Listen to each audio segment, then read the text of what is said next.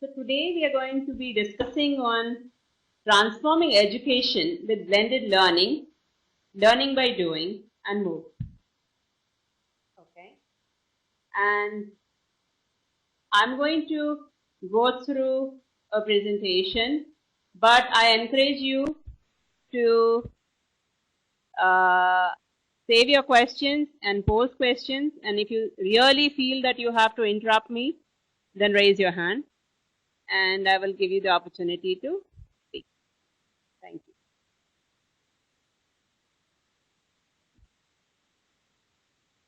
Talking about education, and education encompasses K to 12, higher education and continuing education. And when we are talking about continuing education, this is all the education that happens after one has gotten their degree and is continuing to work, right?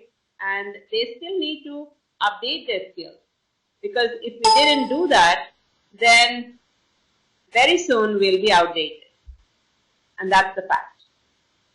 So anyway, for the purpose of today's discussion, let's focus on higher education.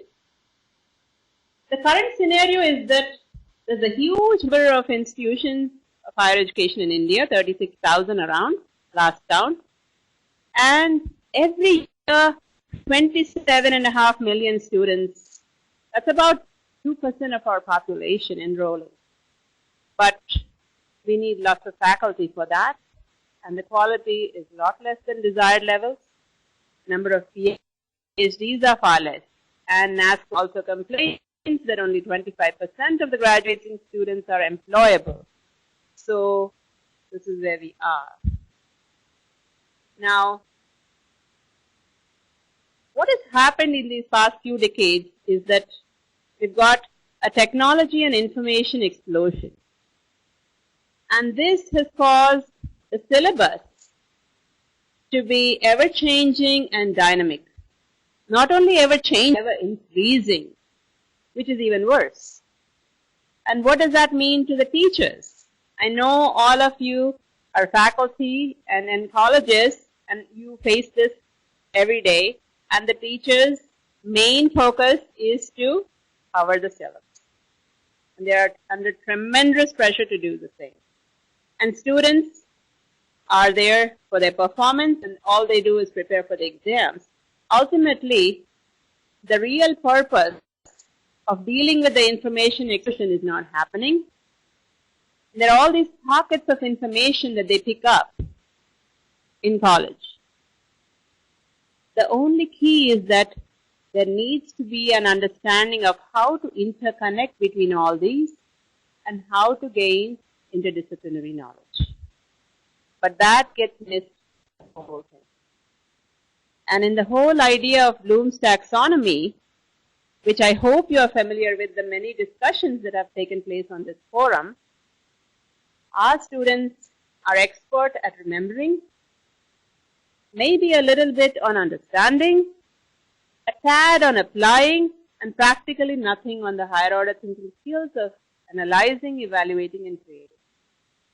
So therein lies the problem and the reason for the lack of employability.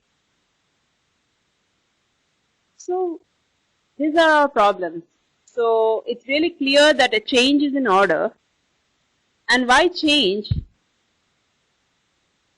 There is opportunity when the lack of quality is there to learn from the best teachers of the best institutions and somehow increase the percentage of population who are getting educated, and to create opportunities to pursue knowledge at the student's time and pace, and most importantly, to create cost-efficient and democratize education.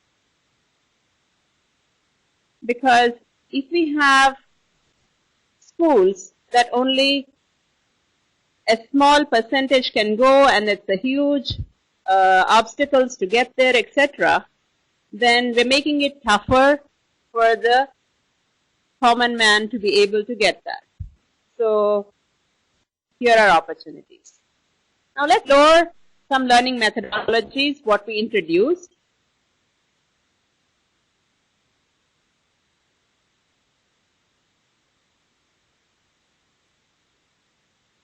Are you able to hear me clearly? I think I had one which says the voice is fluctuating. Is it better now? Great. Wonderful. Thank you. So moving on, let us look at the three things that we talked about: learning by doing, blended learning, and MOOC. What are some of the examples thereof?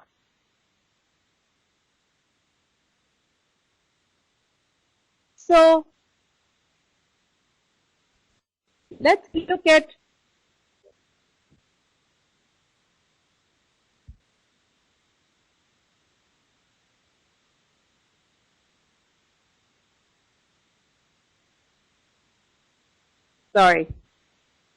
hit something by accident. So a great way to learn something is by doing, simulating real-world problems. This is a constructivist approach, and long back, Roger Schank had said this: education must remain a process where an individual learns to discover oneself, and in doing so, endeavor to improve the human condition. And you can take it that nobody, and this is not new for us really, we know that we cannot swim nor play cricket just by reading a textbook or by looking at some, steps how to do so. Yeah. And I can't do a square cut unless I go pick up the bat and actually go hit a few and then get it right? So this is where we are. So I hear, I forget, I see, I remember, I do, I understand. And this is the basis for learning by doing.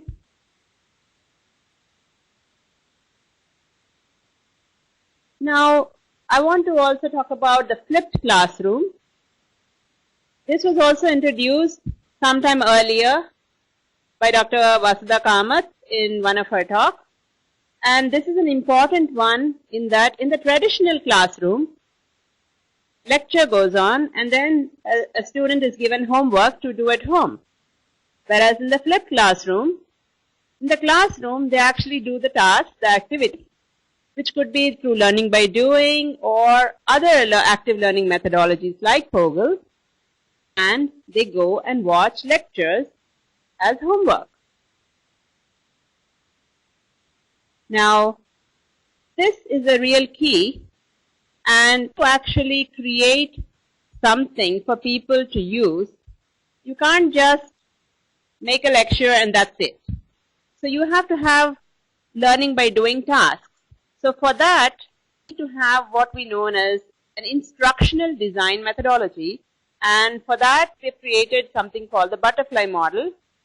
And here there are all these things. Concept, which has a short video. We also know the attention span of students stays with like 15-20 minutes max. So the video cannot be more than that long, and then they have to go off to other stuff. So illustration, which is an animated example, then a playground where they can actually do some what if and so on. And implementation are all the tasks. Resources are actually all kinds of references and presentations. Analysis, insights, and imagination is more of how do you get where you get, what was the past, where we led up to. So if we're doing search, what were the different modes of searches that were available, why is one better than the other, etc., and so on. So everything is guided from the learning objectives. So here's an example of a course that we developed for MHRD under the NME ICT project for data structures. There we talk about not just the basic of data structures, which could include stacks, queues, trees, etc., but projects. How do you build a web-based calculator, right? So herein would be the example where somebody would type in the stuff. Here I only have screenshots, but you can actually go to enhancedcu.iit.ac.in/mhrd portal, and you can go to the data structures course and try it out. Okay? And there's also one on principles of information security, and you can see a Caesar cipher here, and creating ciphers and so on, and how one is better than the other, and how to motivate the whole cryptography intro. So we've had some good experience doing learning by doing. We've also created what is known as a certificate in IT program, including computational thinking, Java, basic and advanced, and data structures, and actually gave training in this way. Here, there are 3 phases. One, we have developed the content. Then we are training the teachers. How is the training happening? So we said we have a flipped classroom. That means teachers are going to come, then listen to any lectures, they're going to start doing work.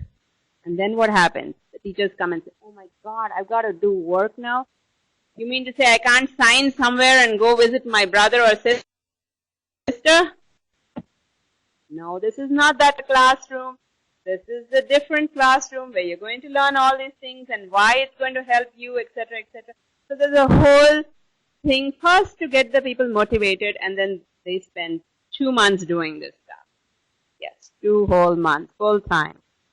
And then we give them the content and send off the teachers, and then they go off to their colleges and they use the same methodology, the flipped classroom, and they can do it at scale at the colleges, because now these 5 mentors can go up and train more students. So as part of this, we trained around 550 teachers, more than 75 engineering colleges, and they in turn trained over 6,000 students, and so on. And the experience actually has been very good, because there have been colleges who have been repeatedly sending their teachers for more training, because they find that they are taking more ownership and many more wonderful things are going on. Let me see what audio is not clear. Okay, maybe I drifted away from the mic. Is it okay now?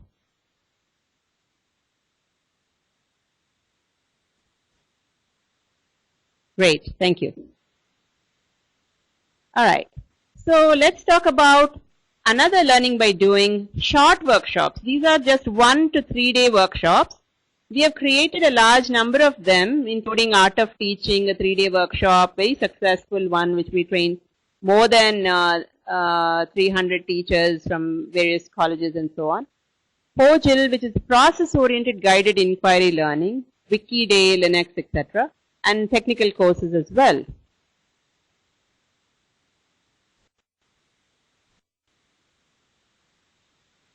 Now, this is our portal where students can actually log in and use the same content that the teachers were trained on. Now, this is at the moment, it's not open to all, it's logins, because we have a process for monitoring. We also have a process for training the teachers so that they can be effective and they can be mentors, because there's a change in role here, right? So they need to understand what is their new role now. So for that, they need the training. After having gone through the training, so thousands of students, they log in, we can watch their submissions, etc. So this is the platform. And this is the data structures. You can go off into the website that I told you about and look at that.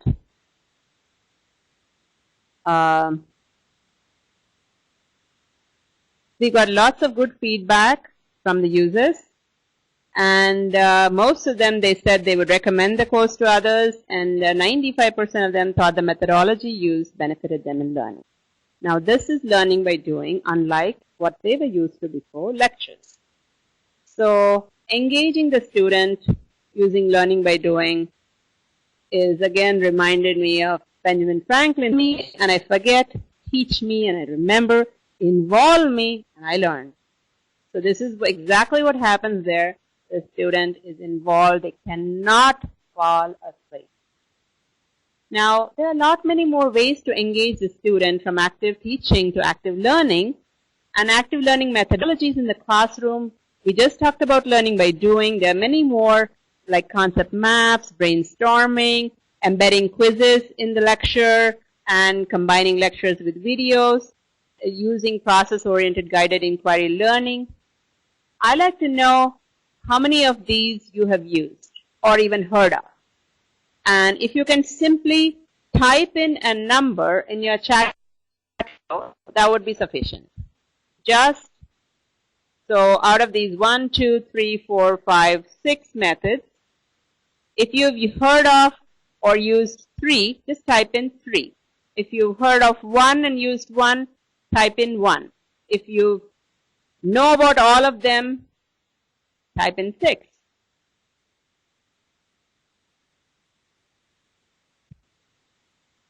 No audio.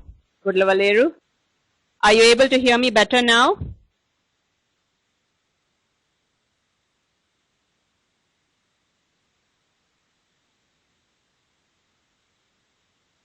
Okay. Just type the number. Okay, that's great. Vidyaniketan says 4. Would other people just type in a number? You have them in front of you. Learning by doing, concept maps, brainstorming, quizzes, combining lectures with videos, and Poggle. If you are able to hear me, I know how many of you are really there because I do not see any response to the question. Wonderful. Wonderful. Thank you.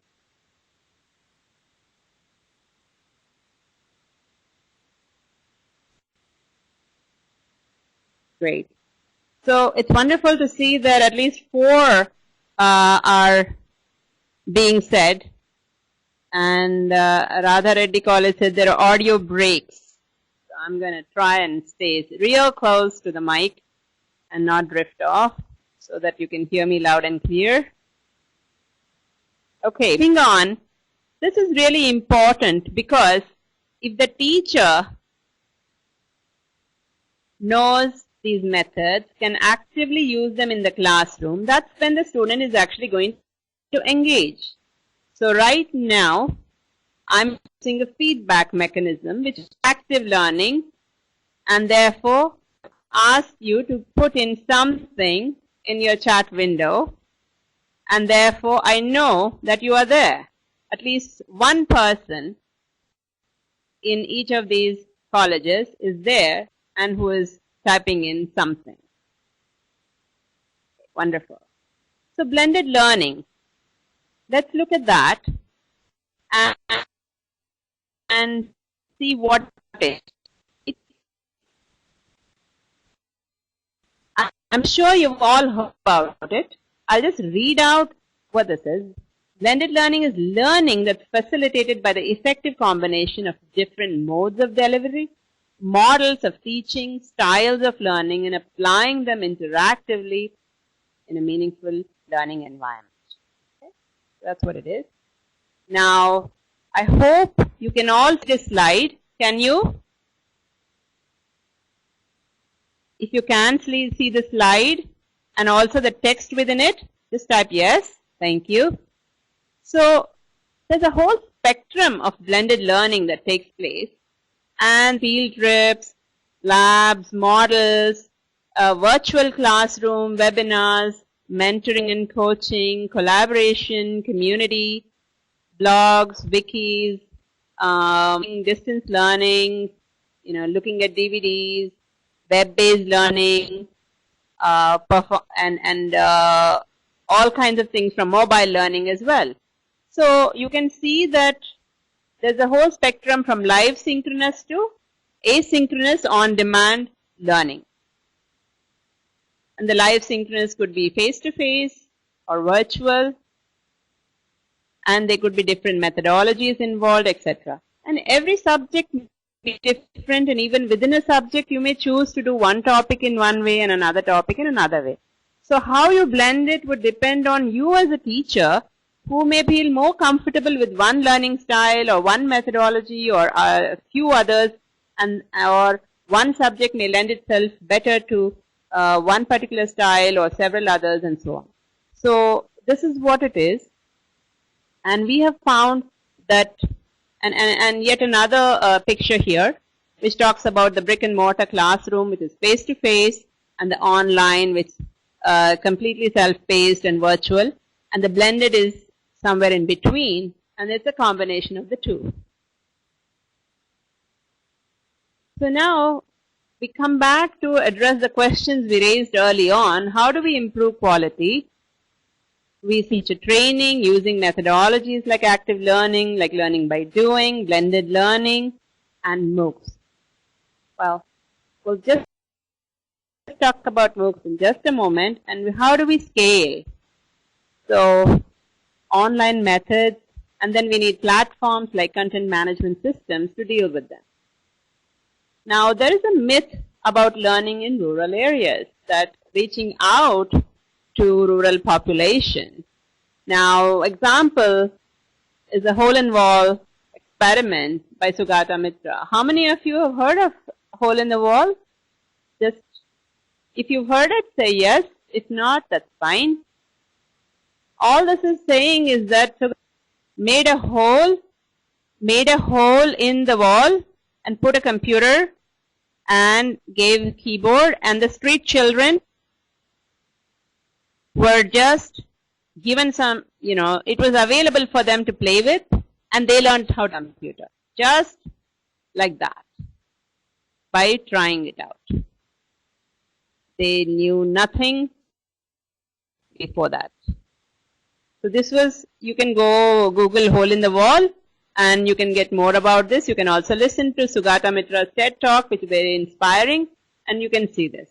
And our own experience with Enhanced EDU, working with colleges in rural areas, including, wonderful colleges like IITM and Srikakulam area in the Karimnagar areas, and way back where people are considered to be rural. Absolutely no difference in the way the people learn once they are motivated to get there. Now the question may come up, oh, all this online learning is coming, books is coming, blended learning, virtual university and whatnot. Do we have any role in the future? Are teachers going to be disappearing? Everything will become online? Not at all. Classroom-based learning is here. Face-to-face learning has a major role to play in education. Other components are only complementary to classroom-based learning. All learning technologies are there to help education be more effective. So there's a whole host of advantages here on blended learning. I'm not going to walk through all of them, but suffice it to say that it really makes learning go from passive to active, and optimizes resources and cost, and creates and supports learning communities, which is really, really important, because a lot of peer learning can take place in this whole process. I want to just flip through and share that lots of colleges are partner institutes. For example, the Vigyan Jyoti institutions, Vigyan Jyoti Institute of Engineering and Technology and Vigyan Jyoti Institute of Management, they have used POGLE and the flipped classroom extremely well, and have great feedback from the students. And you can see how a POGLE classroom looks like. It's not, they're all listening to the lecture, but they're sitting around and working on something. They're doing tasks. So this is very, very exciting. And also it helps them to learn group-based things like team-based work, communication skills, all the other skills that the Washington Accord wants us to get really good at from the 6 on to the 12 plus are all helped by POGLE. Now here's a Jubilee Hills Public School where I've been involved in for a very long time. They have iBoards in every classroom, and this is, by the way, not a corporate school, but a school where even drivers or other people can afford to send their children to. Enables the not-for-profit organization and helps, and it's one of the top schools in the city, enables the teachers to be creative and use blended learning. So they can choose to just talk about, or they can bring up a video, or they can so the students will come running and they will actually start operating. So that's very exciting. MOOC. Now, this is something that everybody would be hearing of late. This is an online course aimed at unlimited participation and free and open access via the web. And it's massive online open course.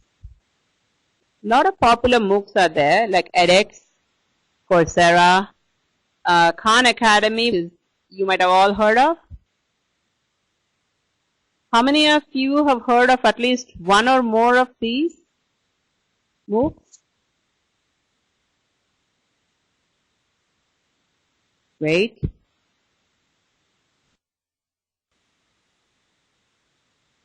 Wonderful.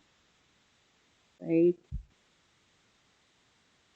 So Audacity was like one of the first where, Sebastian Thrun came out of Stanford and says, oh, if I teach a class and 1 lakh students all over the world are going to be on my course, I will never be able to teach this many students if I continue just teaching at Stanford, where I teach maybe 30, 40 students every year, and that number will never add up in my lifetime. So there is that as well. But more importantly, there is the opportunity of creating content by the best of the faculty and others that can use it. What is happening today is that we have a system that was created to work and it was excellent before the explosion of technology. Now we have technology, we have internet, we have access. So there are all these are disruptive technologies, and that has made education, when certain things like, for example, digital photography, right? That has made the regular photography, some of the things that would happen around it, disappear. There used to be shops which used to simply print photographs and process film. You don't see those anymore. They're gone. They don't belong in this era anymore. Similarly, there are very many things that have come about that have changed the way we think and live and work. So also the mobiles, telephones. How did we ever function before them? And now how do we function? When we take many of these things for granted, but our lives have changed incredibly. But how come our education system hasn't changed? That is the question that we have to ask ourselves. And the question is, if we don't do the necessary things, maybe we won't be valid anymore. Maybe we'll become defunct. So that's something which we have to be looking at. Right? So herein comes the National Mission on Education through ICT, which is a major MHRD initiative, which I'm sure all of you are familiar with because you're using one of the platforms right there, AView, but you also know about NPTEL, where all the courses are available, virtual labs, the Talk to the Teacher program, reaching out to 10,000 teachers, etc., the pedagogy, spoken tutorials. I'm working on the content development using Learning by Doing in ECE, and that's what we are doing here at Enhance EDU, ebooks and e-journals, InflipNet, and many others. The good news is that while all this content is being developed, now the mission is taking on a thought process of how to make these be usable by people, usable by universities. And this is really very important. Why MOOCs? So UNESCO estimates that by 2025 there will be at least 80 million more people seeking higher education than are currently. And if we have to meet new demand through conventional means, that means we should be constructing 3 universities a week, accommodating 40,000 students for the next. So that's not going to happen. So it really says that we need to have these open courseware and methodologies to be able to use and access them is very much prevalent. There are lots of benefits for MOOCs. They will work in any set of connectivity, will work across time zones, physical boundaries, multiple disciplines, corporate, institutional walls, etc. more benefits. You can schedule them at short notice. Content can be shared by all. You can learn at your own convenience, time and place. Peer learning is possible. You don't need a prerequisite degree. Just willingness to learn is sufficient. You can sign on for any of these courses on the MOOC platforms and take it freely. And that's the best part. However, it's not a bed of roses. There are several challenges for the MOOCs. It can feel very chaotic if participants are trying to create their own content. Now, it demands digital literacy, demands time and effort from the participants. It's also organic, which means when you create a course, it will take its own trajectory, depending on where you're headed. And if you're a participant, you need to be able to self-regulate your learning, give yourself a learning goal, and work on achieving it. So this is really, really key. So I wanted to go through these points and save a lot of time for discussion and questions. And I know that people were trying to raise questions before then, but I wanted to work through these parts. So in summary, I want to say that use of blended learning through the Certificate of IT program at more than 50 colleges for several thousands of students has been very promising indeed. Use of LBD, learning by doing, has made teachers and students engage more deeply, and once they're engaged and more motivated, the learners are willing to move on to the next platform of MOOCs. This is a very key point right there. Can you just give MOOC and say it's now mandatory, everybody should use it? Chances are neither the teachers nor the students will be very willing to go that route. Because it's unfamiliar territory, people are not willing to just go, leave whatever they're doing and jump into something new altogether. So it's clear that this mode of learning is the way we can do learning at scale. So what is it that we can share from our experiences that this requires change management and other steps in order to motivate use, which we have actually gone through a lot of and have tremendous experience through the process of learning by doing. And while we have conducted about 9 teacher training programs of 2 months plus duration each, every single one has been different. Whereas the second last one, we also used face-to-face plus virtual classroom, which is a blended learning mode. So we did use that. It had been also a good experience. Continuing on, our observation is that the syllabus is the same. How can we, assuming syllabus is the same, how can we teach it differently? And how can students learn it differently? How do they learn it, and how does that make a difference for themselves?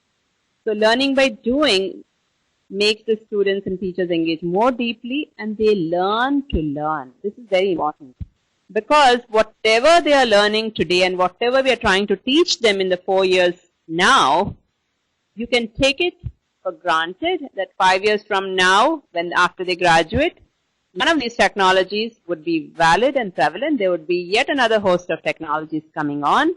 Are they ready to learn to learn? Are they ready to adopt to new technologies? This is what counts. So our experience with blended learning at Enhanced EDU, Jubilee Hills Public School, VNR, VJIET, and many participating colleges is very, very promising indeed. And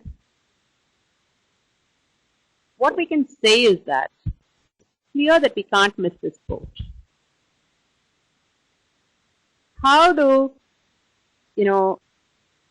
different stakeholders react to this knowledge?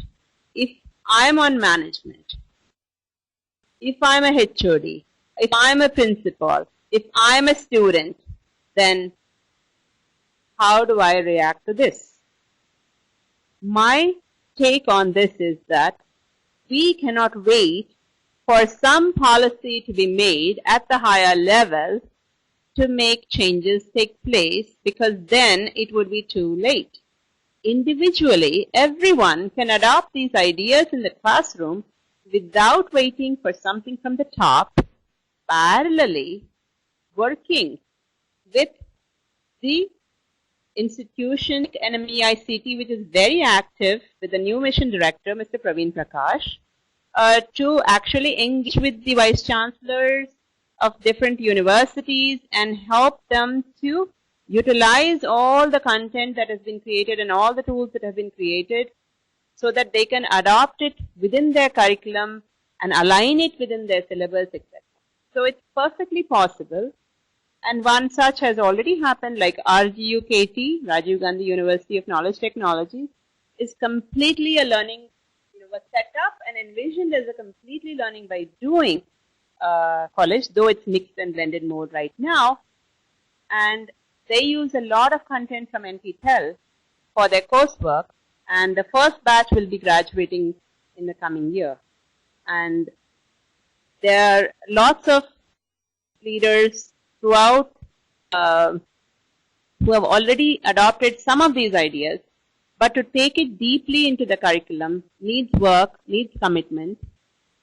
But there is no need for any teacher or any student to wait, because there are labs available and there is the internet available, and courses like NPTEL, open OCW courses from MIT or anyone, all of these are available. So any student can go off and enhance themselves by like going to the library when we were in college and reference books, more books. The good news for today's students is that they don't need to spend so much time walking around. But then the bad news is, if they discover that they have all this time, then they go off and do other things. So how do we engage them in the real deal and get them to engage in good learning and help make their own lives be something that can help improve the human condition? That is the question. And open for questions and discussion, and that's where we are.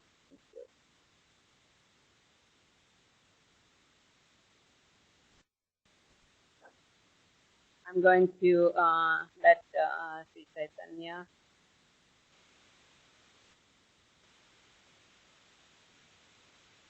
Yeah, go ahead, Sri Chaitanya.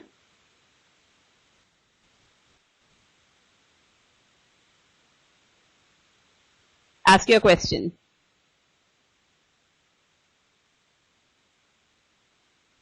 You have a question? Sri Chaitanya Educational College, you're online.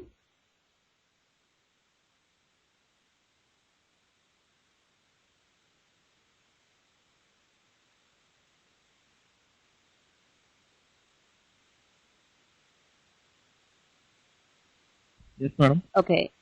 I have a question over here. Vidyaniketan Institute of Technology asked the question, how can online education blend over a particular course?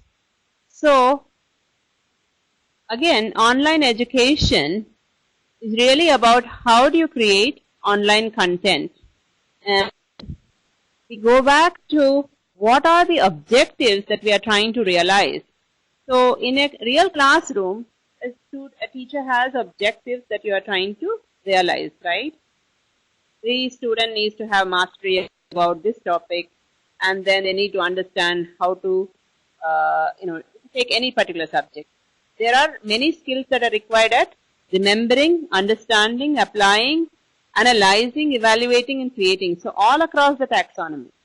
So if there are goals set and tasks created for each of this level, the student is then made to do this and submit it, and somebody is out there to review it, then yes.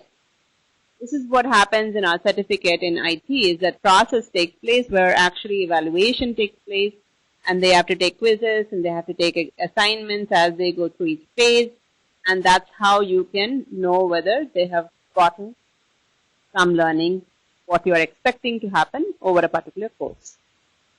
Even without all that, suppose somebody wants to just learn something,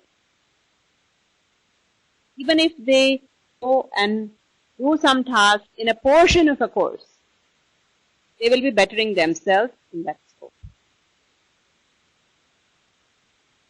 And I will ask the same question. Today, how are we guaranteeing a student over any particular course in our colleges?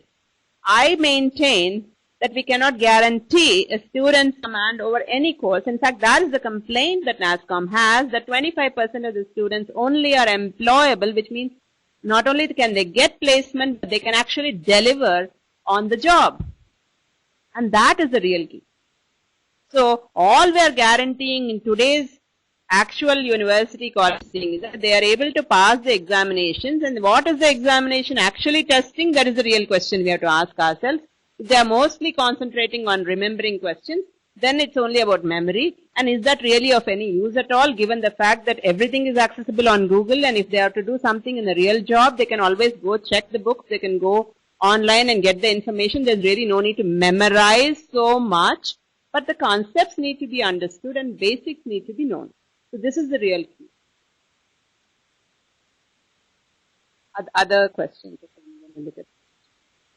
Most of the students are coming from rural background. They prefer backboard teaching than online or PPTs. What is the best way to satisfy the students? You don't satisfy the students. This is what they know and this is what they think that they need, because that is what they're used to, right? However, if they find out that they can learn better by doing, and they actually learn by doing, and they build something and they get that excitement, they are not going to do anything different. And by the way, we have seen lots of students coming from rural areas. They have even come and done projects with us here at Anand CDU. More than 100 projects, BTech projects have been done in the past 5 years course, and they have done brilliantly. So, to educate them, to get them to understand where they are coming from. If they have a problem with English, you help them with their English and give them other courses so that you can get them to do the thing. How MOOCs will be implemented or same as CIT along with the academics. Okay, so here we as a country have to look at how MOOCs will be used on the platform. There is a lot of discussion at the stage of having a MOOC platform for a country, virtual technical university for the country, and so on and so forth, where MOOCs could be created and made accessible for the people and so forth. So it could be similar on the lines of CIT program along with academics. It could be that you are substituting some tasks in flipped classroom mode. Instead of doing lectures in some classes, let us say you have 3 lectures a week, you decide that one lecture you are going to make it a flipped classroom. So you make them do the work. You go around and see how the work is being done. You may even assign group work. You may say 4 people together do this work. And then go around. Then you will know that everybody is now actually active in doing the work. And if they have questions, they feel easier to come and ask you for the questions, because they can call you by the side and say, please come and help me. Whereas in a class of 70, if they have to raise the hand and ask a question, they may feel, I'm asking a silly question, let me not ask a question, and they tend to drift off to the backbench. So we need to start implementing blended learning, and MOOCs can be implemented in multiple ways. Presently, if the using of the existing MOOCs can be done, that will be good. Using of existing NPTEL courseware is done in alignment with the courses, that would also be fine. Vidyaniketan, can we teach every topic in a subject using Bloom's taxonomy? Okay, good question. For that, I will say that there are courses which are like intro courses.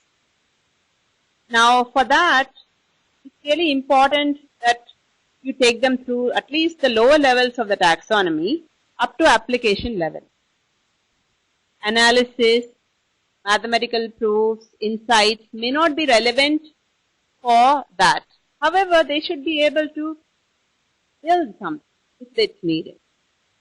Whereas if it's a research course, or if it's a more advanced course, say in the 3rd year or in a master's level program, then for sure you want to look at the higher levels of the taxonomy with objectives there and making sure that something is being covered in that form.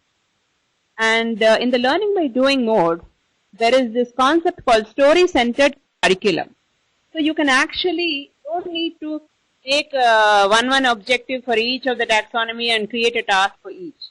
You can have something at the higher level. For example, there's like build a search engine. Is what is the data structures course. That's it. That's what they have to do. In the entire course, that's what they have to build. And in that process, they end up learning about trees and stacks and use all the rest of it. They crawl the web and all the rest of the things that they need to do and build software code to boot and test it and ensure that whatever is the requirement given, they actually end up with it. Of course, it's not going to work as great as a Google or as fast as, another commercial search engine, but nevertheless, they step through all the process steps, and that's what counts. And if they can do that, they can deal with everything in the industry, and that's the bottom line.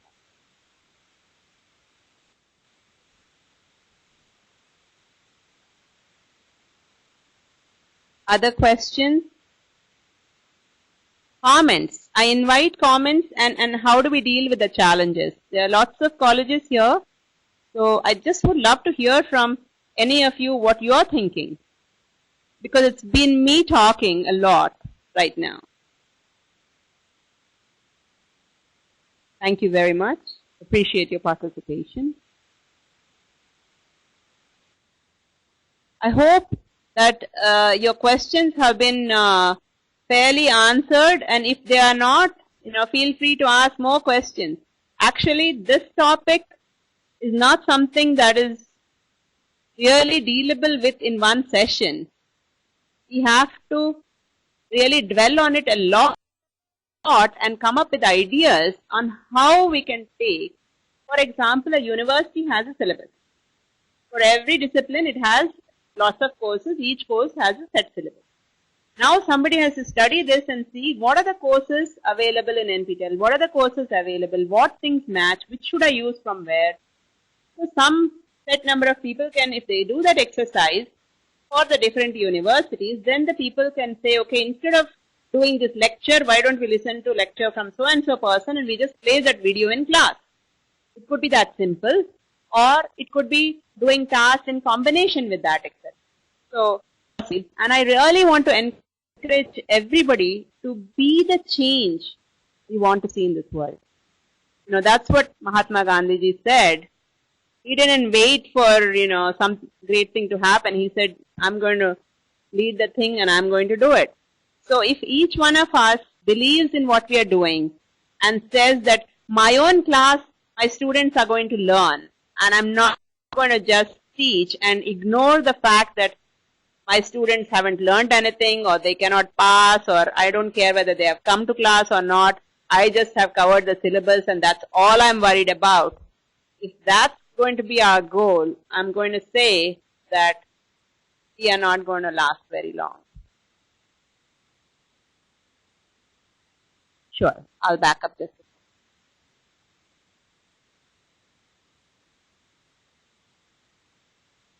There you go. So edX is this combination with MIT and Stanford. Is again in Stanford. Khan Academy. Khan Academy is really brilliant one, which was done by Salman Khan, not the actor, but this person there are lots of different school districts in the US have actually adopted Khan Academy work. And if you go to Los Altos, just do a search on Los Altos School District and Khan Academy, and then see what their students are doing. In the 3rd grade, they're building a SpiceBot, a little robot. And they are actually thinking about all these various things. And they're very excited because now they're going to build something. And as a part of the process, they're going to learn. So different grades, there's a lot of good feedback from teachers, from students, because they actually are learning by doing. This is what it is. Because there's only so much that somebody can just listen. And I know that in my own class, when when I was studying way long back, I would find that yes, listening in class is fine, but then going off and trying to do different problem sets or trying to see where it's used, where it's applied. If each one of us can motivate the student to learn that particular course by saying, why should I come to class? Why should I come to this topic? Why is it important? If we can motivate that, and every teacher prepares to that level and points out to one application that is there which is going to be taught for this concept that they're going to cover in class today, that's good enough. That will make a little story and that will make the connection take place. See, what is happening is that we all remember stories told by our grandmothers, right? How many of you do? How many of you are still there is when I can tell, when I ask this question and I get a response.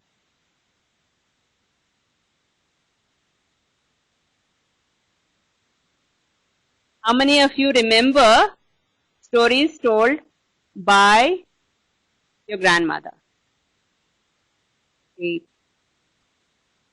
Now, if I ask you, what do you remember? Do you remember something you have studied in your second year of engineering?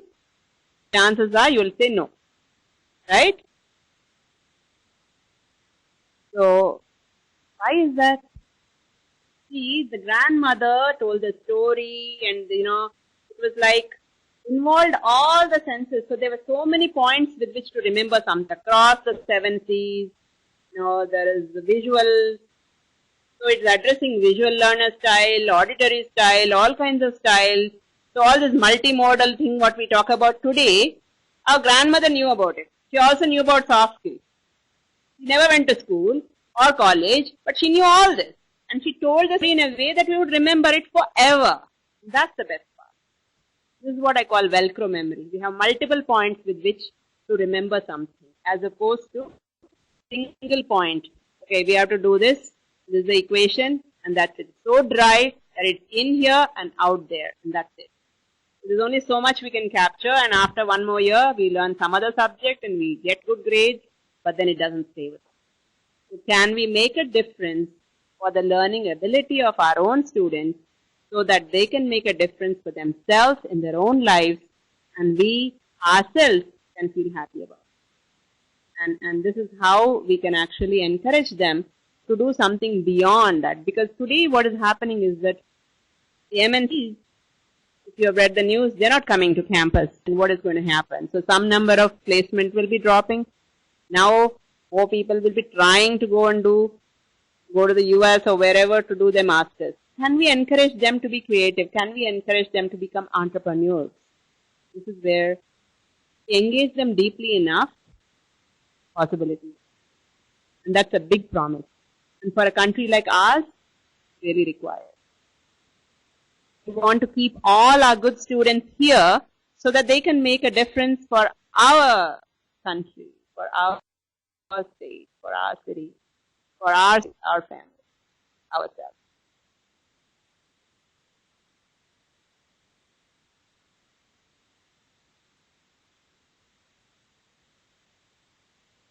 Any other questions?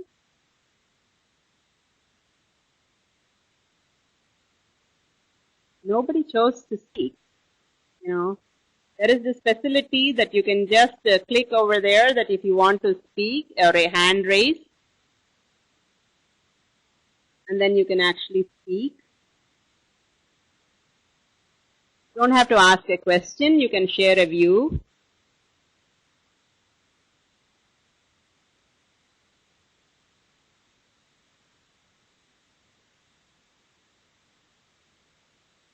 You see lots of partner colleges. You can see many other colleges. Sanjeevaya National. Do you use some of these methodologies in your work today? Law University.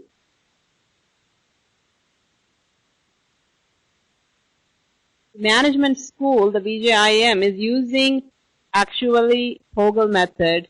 They argued a hell of a lot when we introduced that method. And then they said, this is not useful, we use Socratic method, it's much superior, etc., etc. After 4 days of deep argument, they decided that this was excellent and they were going to use it. And now they are totally using Fogel's method. and they have an open classroom in the open air, and they have deep arguments discussing using this method, and it's really exciting. I think we have an opportunity in our country, even though we are late starters, we are hungry. See, when a country is rich and prosperous, they don't have that much need to do things, and that they also cannot make that much difference. Whereas in our country, we can make a huge difference, and also they say we don't have the disadvantage of being quote unquote rich. So there are lots of advantages of not having something, then we can make a difference. Let's talk about POJO. I think we are running out of time. Briefly, I will share. POGLE is Process-Oriented Guided Inquiry Learning, and it is a structured methodology which involves 4 people together, and they are given a task which has been created with some thought, and they have to go through the questions, and those answering those questions and doing that will actually guide them through the learning. So it is actually making them go through and discover the learning, as opposed to somebody just telling them what it is. Because when you are learning in that way, it tends to stay with you longer. You can also go to pojl.org and find out more about it, and we'll be happy to talk to you otherwise, and we can help do a POJL workshop for you as well.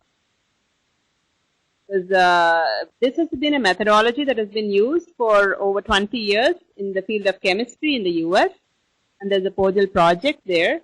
And here what we have done in the last few years is actually brought up is to use it in the engineering and management schools, and we have taken the initiative in that. So the POJL India effort we are taking.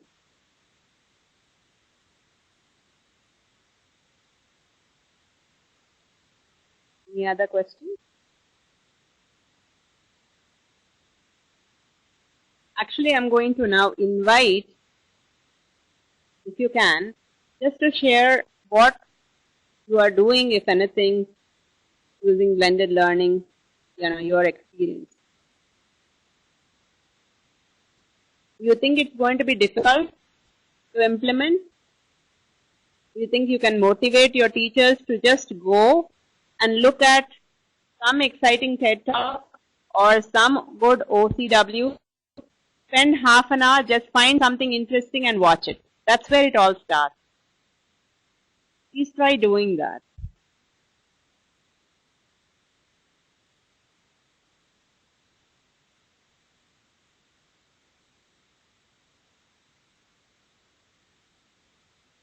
And those that are, of management and vice chancellors, be thinking about how you are going to work on engaging with the NMEICT in coming up with possibly an MOU where they are going to work with trying to help bring all these utilization of the content that has been created, utilization of the tools that have been created, and being able to train and align the university curriculum to use that. So there is a big process effort, so please gear up for that.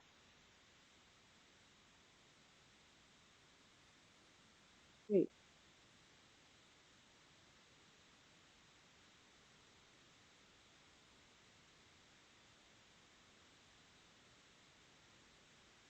You can see these classrooms are very exciting. When students are all smiling and talking and discussing. When the students are very quiet, you know that they're probably asleep. We don't want that. That's where all these methodologies come in.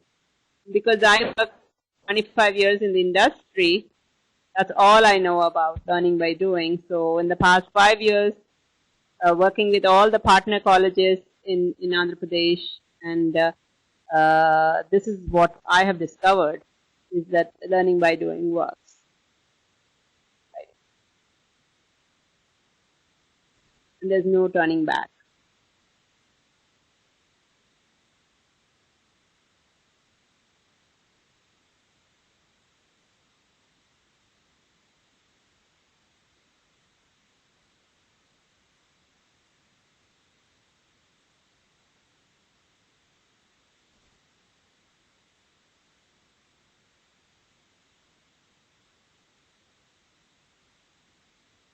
In fact, there's a lot of knowledge that is there in our own culture, and I see, Gujarat Ayurveda University also participating. A lot of this content can be stored away through good, using good methodologies of content development and doing good video lectures and structured in such a way that following the instructional design process, like we said, like butterfly model. By the way, butterfly model is published in, and you can also refer that paper, one that we have. Can we download this presentation? Download the presentation? Yes. Yes, you can download the presentation. Allow download. We have allowed the download.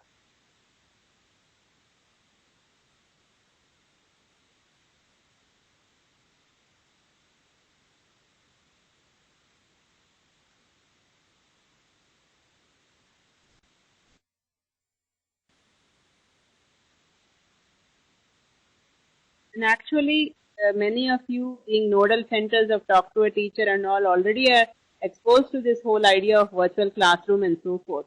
The most important thing is that when a training happens, we have to ask ourselves, is it only about looking at the training program or doing something with it afterwards? And my take on it is, if you don't do anything with it afterwards, then it's no use. You're very welcome.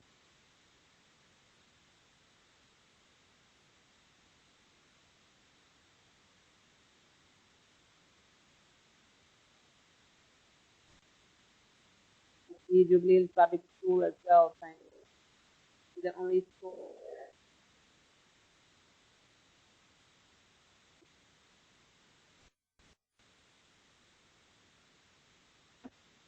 Thank you all for participating. It's been a great pleasure. I hope that there is some takeaway in all of this. And if you feel that this has been helpful in any way and if you'd like to know more, you can, this is the easy address to write to. You can also write to enhancedu.iit. We'll be happy to talk to you more.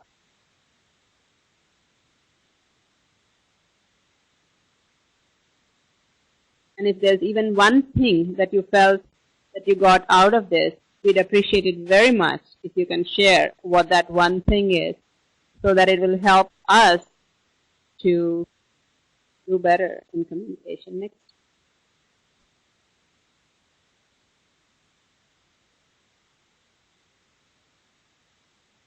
Any other things here? Amrita?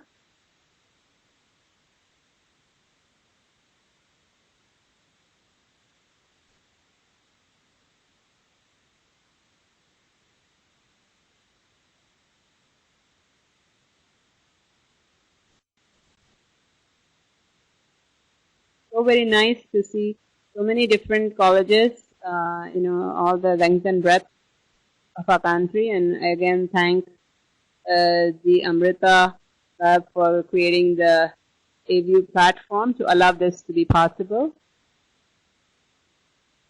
That is also an NME-ICT product.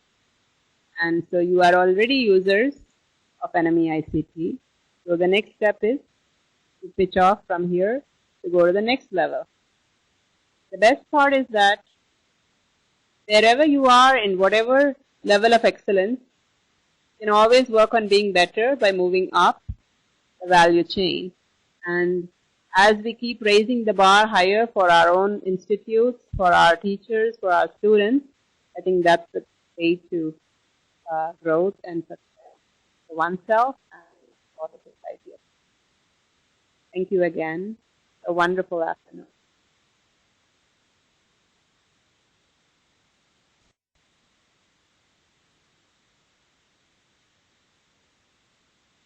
Say anything.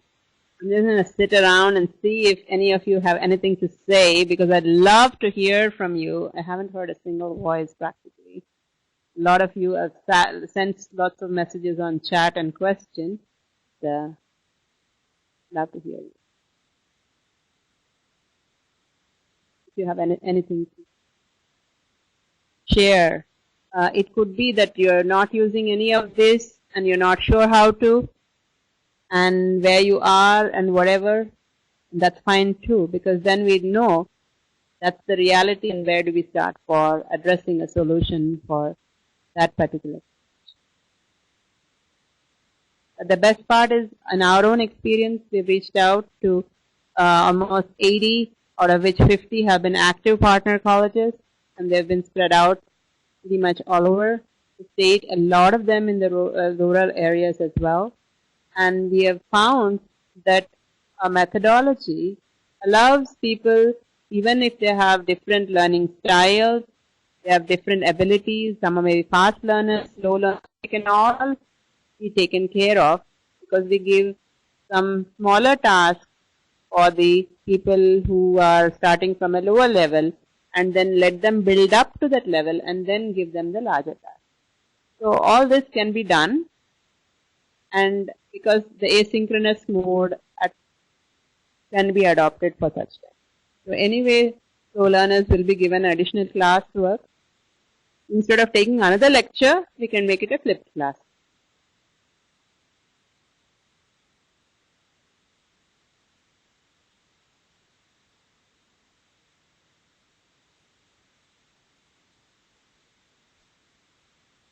Thank you very much, Bhartidasan. Thank you, Gudlavaleru. Thank you all for participating. Thank you, Sri Chaitanya.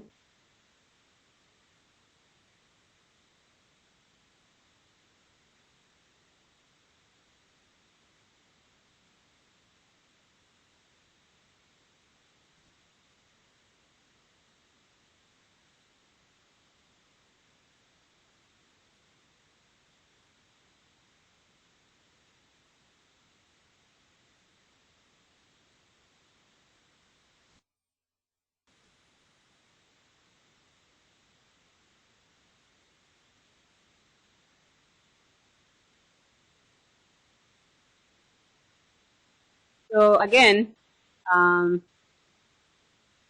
guess, we are concluded with our discussion for today, and I hope that next time we discuss about something, we'll have more people actually wanting to use the hand raise and talk as well.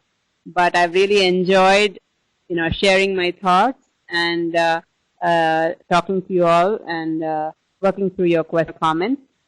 Have a wonderful evening and happy learning. Don't forget, blended learning, learning by doing, and MOOCs. Go transform education. Do it one step at a time. You alone can take this step. Thank you. Good day.